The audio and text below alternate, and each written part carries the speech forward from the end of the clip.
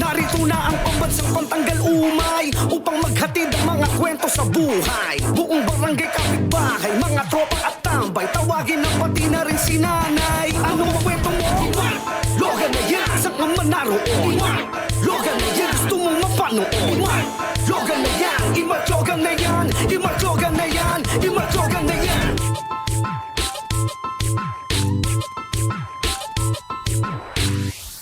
Hello, Galogs! Iwas tulali at tutok na sa mga kwento kong habe. Wala nang segue, giveaway na to Saturday sa mga kwento kong okay na okay. Ako ang inyong pambansang pantanggal umay kaka Mark Logan at ito ang aking top 5 mga kwentong Mark Logan. Plus, if I do this, I do not want to hear any noise. Kapag may narinig ako na isa sa inyo nagsasalita, I will stop the lesson and we will have a quiz. Do you want that? Yes or no?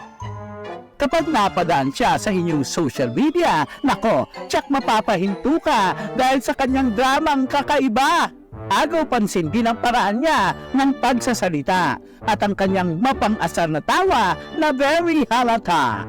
Thank you for ma. Very good! Everybody, bigyan ng limang palakpak! Tulong! Itali ko na saan? Ay!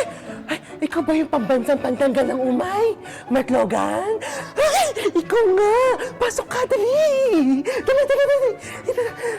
Ito, upo ka. Papasok na ho, Nay! At baka yung bit-bit mong hanger, lumatay!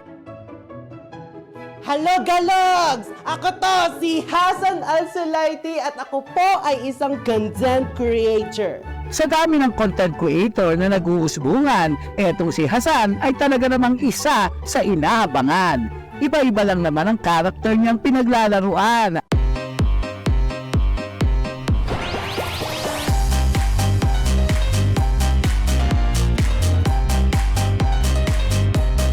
Ang content ko po ay tungkol sa mga everyday occurrences ng mga buhay natin. So gumagawa po ako ng mga skits, may mga characters po ako tulad ng mommy, ng teacher, ng girl best friend, at marami pang iba. Ay! Ito nga pala yung anak ko! Alam mo, napakatamad niyan! Wala yang ginawa dito sa bahay, kundi tulog, cellphone, tulog, cellphone! Diyos ko, Mudra, bakit mo naman ni-reveal na tamad si Junakis? Sana in-only mo na lang ang iyong inis. Pwede ma'am! Wala ko kayo maingay! Sit properly! Hanep, kahit lamok, mahihiyang bumulong. Ewan ko na lang talaga sa kaklase mong puro chika ang baon. Auto-behave ka talaga sa Gedli. Huwag lang mapatawag sa faculty. Fiona, here's your test paper. Oh, bakit? Wait. Wait lang. Ano score mo? 29 over 30. Hala, ang taas! Congrats! As in, hindi ko ina-expect talaga. Hinanahan ko lang ito lahat. Ang galing manghula, mukhang kay Batman na pinabahala. Sige nga, Fiona, hulaan mo kung ilan ang nababad trip sa'yo. Books, mukhang syntax error ang result ng numero. Nagsimula po ako sa pagiging content creator sa kasagsagan ng pandemic. Nung lockdown, nandyan na ako sa kwarto ko palagi, nag-online class. Kaya in between classes, para mawala yung stress sa pag-aaral, gumagawa po ako ng TikTok videos. Yung mga sound pa lang, yung parang ginagaya ko yung mga nakakatawang sound sa TikTok, tapos sinesend ko sa mga barkada ko, pero pinupost ko rin sa TikTok. Tapos biglang nag-viral yung mga ganong content, kaya sige, tuloy-tuloy natin. Tapos after nun, gumawa na ako ng mga skits, gumawa na ako ng kung ano-ano pa para tumagal, para hindi mawala yung momentum. Siya ba, may 1.3 million followers lang naman siya sa TikTok at mahigit 200,000 naman sa Facebook.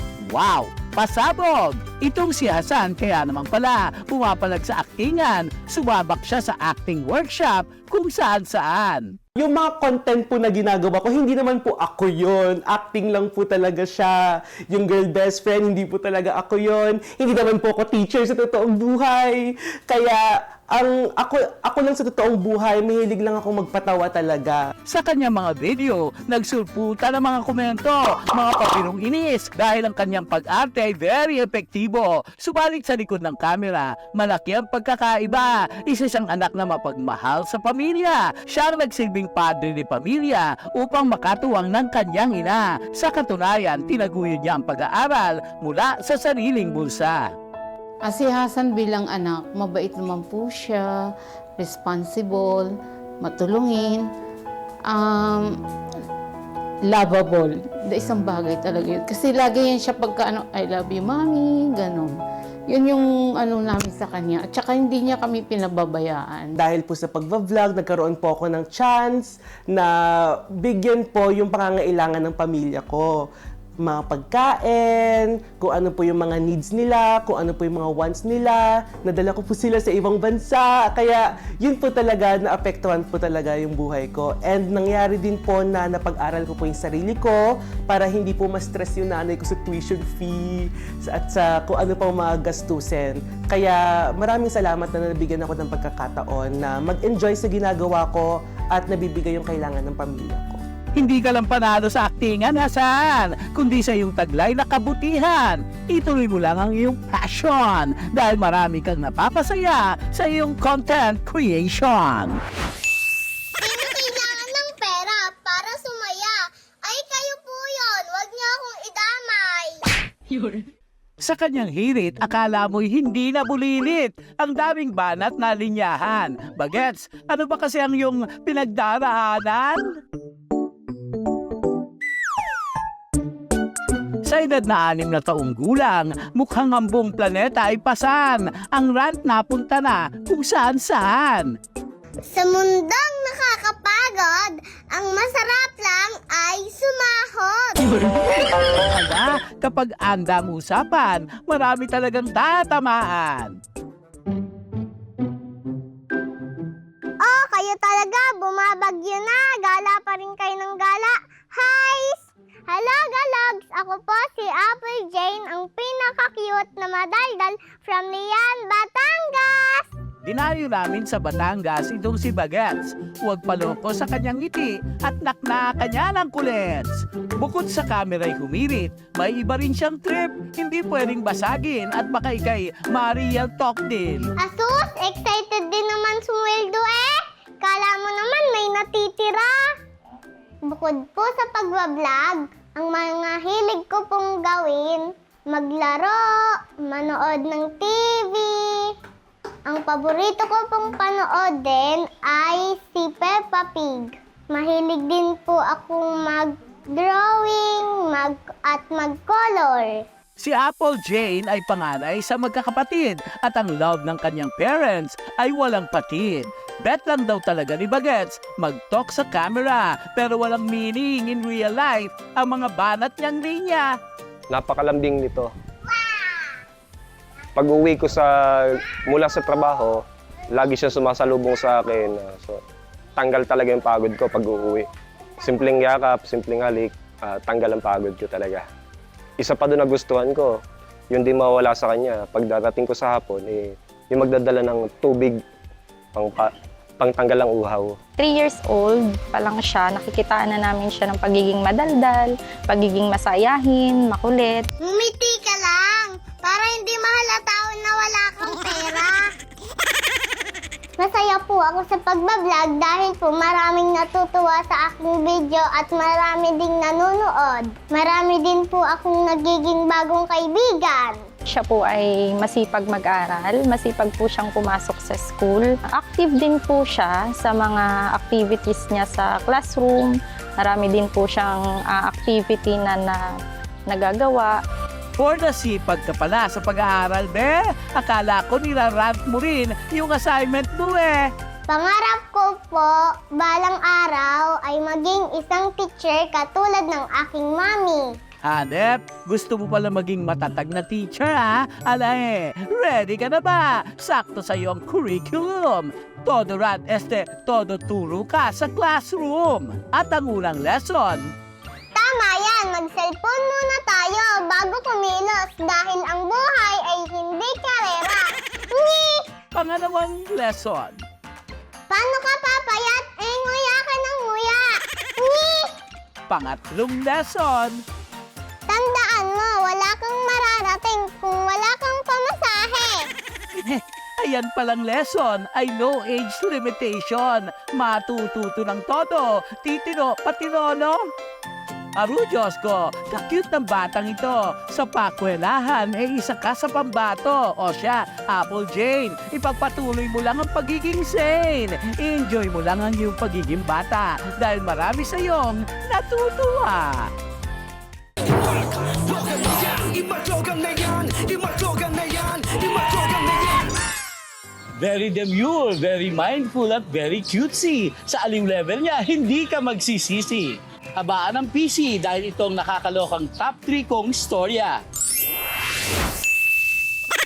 Sa social media, ang kadalasang biro kung sobrang kulit na ng anak mo, bumili ka na ng bago. Dahil ang inyong kakay sobrang patola, baka gusto ninyong bumili ng manok na Brahma. Hindi sila kulay. Pinagsama-sama ko't molting.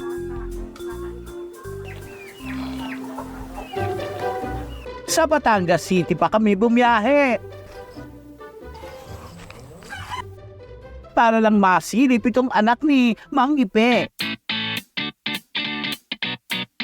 Teka lang mga kalogalogs ko, usapang ito ay mga paboritong bunso. Bago magtampo, siguradong mamamangha kayo. Ka muna. Kaganda ni Ray. Brahma chicken ang tawag dito. Hindi panabong at lalong hindi pang adobo. Sa tila malambing nilang tilaok.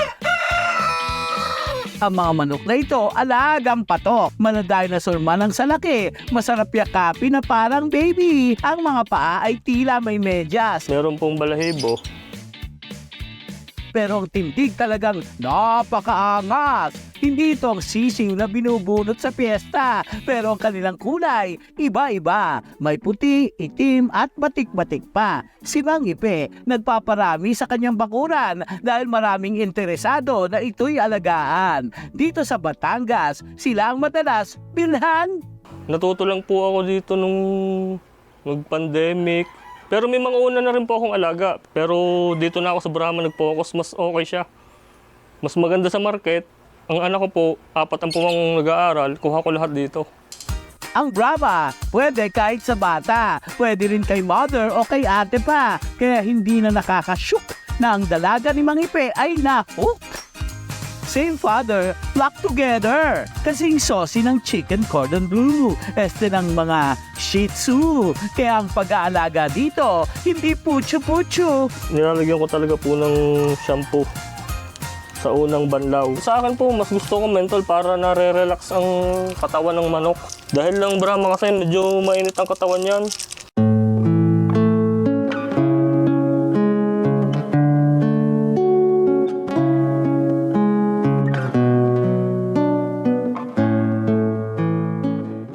Ito ng kanyang shampoo. Natatanggal po ang mga kuto.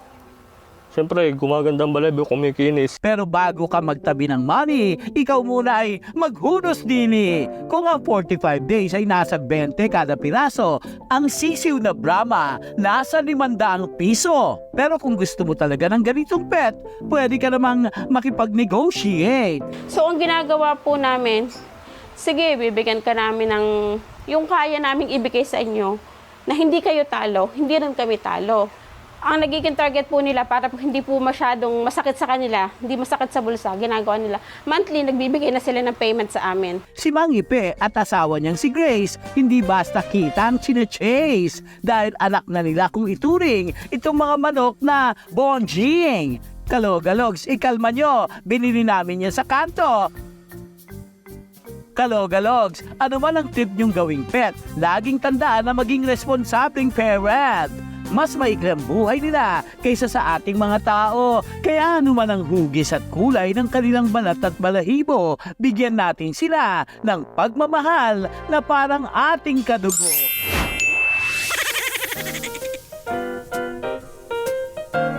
Lahat naman tayo gusto ng buhay na mahaba, kaya siguro ang pansit natin dumami na. Mula sa kanya-kanyang probinsya, iba't ibang sarap ang handog nila. Sa Valenzuela muna tayo dumiretso. Ang mga Uragon, meron ditong pambato, ang kanilang pansit bato. Oo, pansit yan, sure ako. Pero hindi natin sigurado kung babagay ba ang dinuguan dito. Yes, mga kalogalogs ko, hindi na lang pangputo ang lutong dugo. 10 piso lang, may kakaiba ng toppings. Paano ba nagsimula ang ganitong cravings? Ang pansit bato po na gamit namin ay authentic, galing po ng Bicol. Dahil nga po sa may halong dinuguan na special po na luto rin po namin. Kaya pag kinumbine po silang dalawa, mapapasabi po kayo na masarap talaga kahit mukha siyang weird po. Hindi po siya latang dinuguan kasi po may kasama po siyang pansit bato.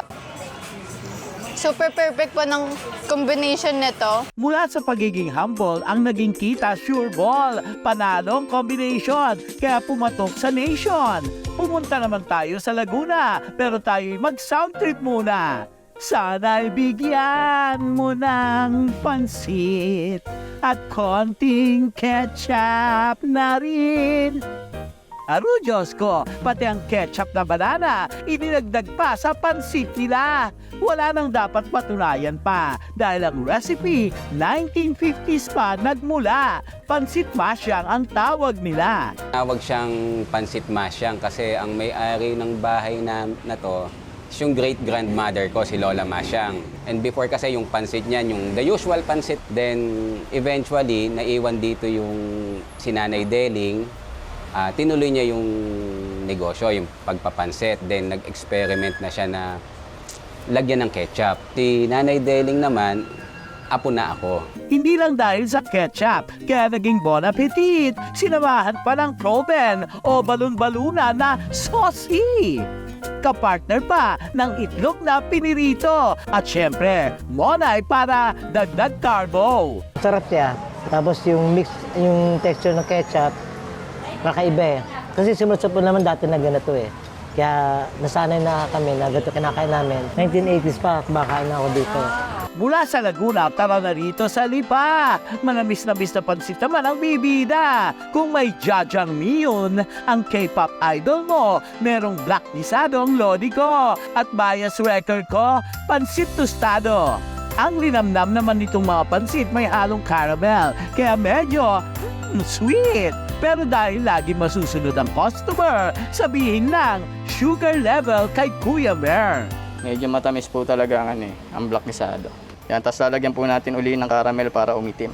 May kasamang special utak, kaya mas creamy. Meron ding kaldo na papayami. Pati sa usawan mo, ikaw na ang bahala. Pero the best kung may asukal din na kasama.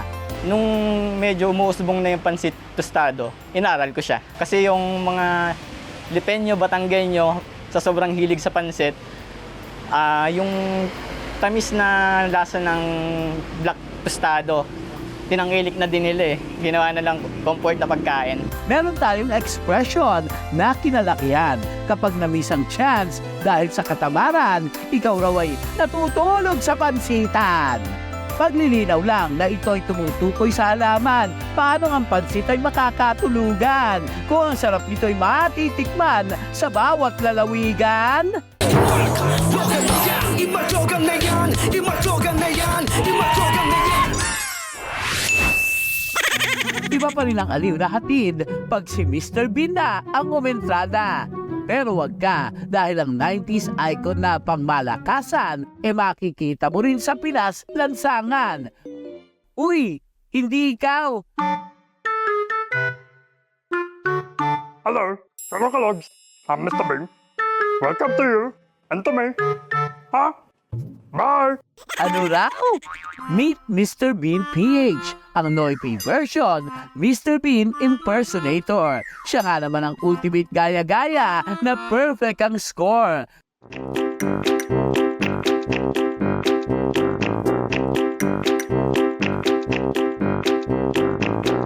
Wow! Yan ang hataw. Ang step, binabalisaw-saw. Aba, Maestro Bean, is that you? Hallelujah, luya, lu. Nako, ewan ko sa'yo. Alien nga ba talaga siya? Kuya, sino ka ba talaga? Hello, I'm Mr. Bean. And in the real life, Ako po si Michael Lasak, ang King Bean ng Quezon City. Inaasar na ako nung bata pa lang ako, Mr. Bean. Kumbaga binubuli na ako ng mga kalaro ko, mga kababata ko, na Mr. Bean, Mr. Bean, Mr. Bean. Hanggang sa, nung lumaki na ako, when 19 years old, may isang show na kung saan impersonating. Dapat ang gagayahin ko that time si Gab Valenciano. Pero dahil sa sobrang hirap at galing niya sumayaw, naisip ko bigla pagising ko si Mr. Bean na lang, no? Gab Valenciano? Kahulmangano? Diyos mio! Ayun lang, bigla na namang sinapian. Kakaiba naman ang naging komento ng mga utaw sa trip ni Michael. Actually, mayroon dyan, hindi naman yan si Mr. Bean, baliw ata. May tama ata sa utak yan, hindi naman si Mr. Bean yun eh. Yung mga basher talaga, hindi mawawala yan, yung sinasabi nila. Parang nababad sa rep si Mr. Bean tumaba daw ako eh. Gabihan, ano bang problema ninyo sa mga mukhang busog? Aber? Simula nang nag-umpisa na sa pag-i-impersonate ay bumuhos na ang blessing sa kanya. Bukod sa overseas rackets, ay may munti na siyang kailan.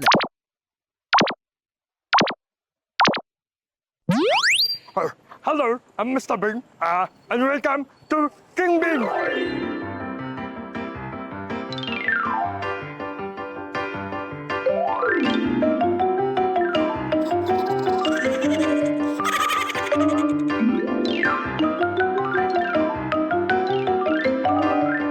Nice! Grabe tumulong! Wow! Mukhang napagod pa, Mokong! Dati, ang work ko noon, isa lang akong kumbaga kargador lang ako eh. Hindi kasi ako nagtuloy na mag-aral before dahil medyo naano ako sa pagsasayaw. Sa ngayon na naisip ko talaga siya, nasabi ko, siguro kung nakapagtutok din ako ng pag-aaral dati, baka siguro mas naging kumbaga, mas may alam at hindi ko masyadong napagdaanan yung hirap na pinagdaanan ko kung nakapagtapos ako. Naging motivation din sa akin yun na hindi ako nakapag-aral, so nagkaroon ako ng self-study na lang. Kumbaga, nag-aral talaga ako mismo sa mga bagay na kailangan kong malaman. Grabing hirap man ang pinagdaanan sa buhay, ay nananatili pa rin siyang masiyahin. Ako, family man talaga ako. Kumbaga, gusto ko palagi kumpleto kami. Pinakamalalang pinagdaanan ko syempre, yung isa-isa silang umalis. Kumbaga, kinuha na sila ni Lord. Sobrang bigat na yung tipong naging manhid ka na, hindi mo na alam kung ano yung ire-react mo, kung may iyak ka pa ba. Bukod sa pagiging daddy sa kanyang Mr. Bean Junior son, ngayon ay tutok siya sa kanyang kainan, pagbablog at pagiging good Samaritan. Pinakapangarap ko talaga, syempre, kahit paano, maging successful para makatulong na kagad ako. Actually, yun yung pinaka-aim ko, kaya din ako nagtayo ng business. Matatanong mo yung business namin na yan, kapag merong mga nagugutom na dumadaan, walang pera, walang pangkain, pinapakain namin. May talaga siya magbigay. Kasi every month, nag-charity talaga kami sa food, ganun. Tapos, generous din minsan sa mga guestings. Kasi minsan hindi siya nagpapabayad. Ano yan kung ano meron siya, meron ka rin. Hindi yan marunong humindi, no? Kaya kung minsan naabuso, ano ka dito, ano ka doon, para lang sumaya yung iba. Kung kailangan mong tumulong, huwag kang magdalawang isip na tumulong dahil may Diyos naman na nakatingin sa'yo. And everything that you give, it will come back 3 times, 7 times, even 10 times. Basta si Lord ang sentro natin. Maraming pagkakataon na susubukin ka ng panahon. Pagkalugmok ay walang ibang kasunod kundi ang pagbangon. At kung bibigyan man ng pagkakataong magkaroon ng kapasidad na tumulong, huwag mag-alinlangang maging instrumento at dahilan ng pagbangon. Si Bertha, Bye-bye! See you! Bye-bye! Tan tan tananan tan. Ang mga Noy pisang damakmak ang pauso, kaya putok na putok ang patok na lakad trend na palong-palo.